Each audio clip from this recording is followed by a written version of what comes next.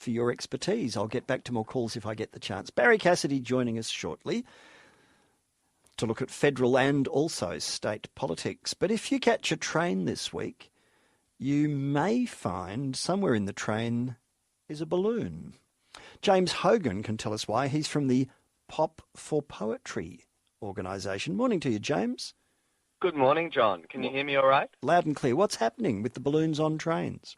Yep.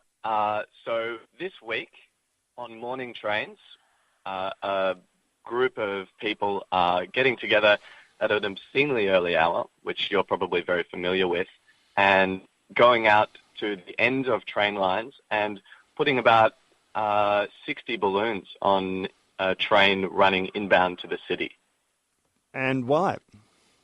Well, the idea of the project is that these balloons have little poems inside them, and these poems are written about the public transport network. They're titled Hurstbridge, Upfield, well, there's one for each line. And the idea is that people will pop them and have something to read on the train, but also the balloons themselves just bring a bit of colour into everybody's morning. You have to pierce the balloon with something sharp?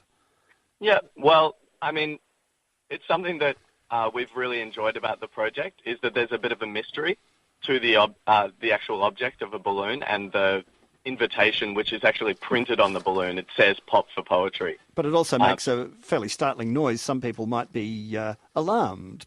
Does make a fairly startling noise if it's done if it's done inside the train carriage. Although we were a little surprised by kind of, I guess it wasn't as loud as we'd expected. Yeah. And sometimes people have done it in the train carriage. We'd actually imagined that people would take them off the trains with them.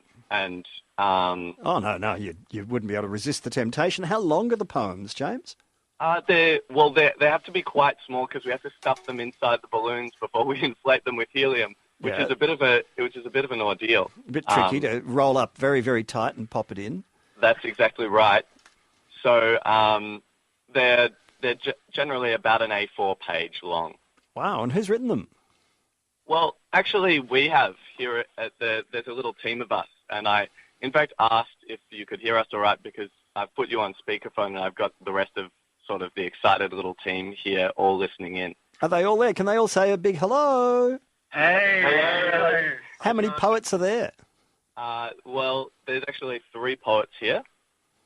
And then, so we've all been together writing these poems about the train network for a couple of months.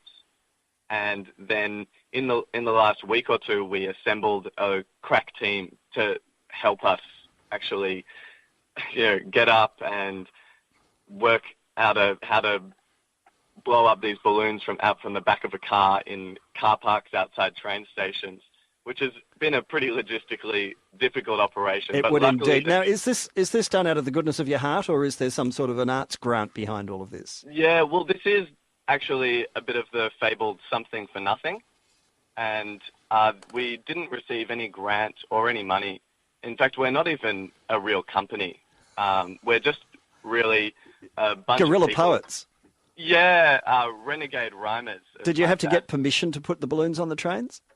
Well, we didn't actually get permission, which is a little bit of a contentious point. Oh, no. Better to seek forgiveness than permission on so many occasions. Yeah, this is another one, James. That's been our philosophy. We thought if we did seek permission and then people complained, then Metro would actually be responsible. And so we thought we'd bear the brunt of any complaints. Well, very nicely done. A few people have sent me some pictures as well. Congratulations. It sounds like a good thing to cheer people up. James Hogan, Pop for Poetry. If you see a balloon on the train, pop the balloon and there's a little poem inside which he and his team have specially crafted for you about the train line that you're on. 9:45, federal politics next with Barry Cassidy. The A-League with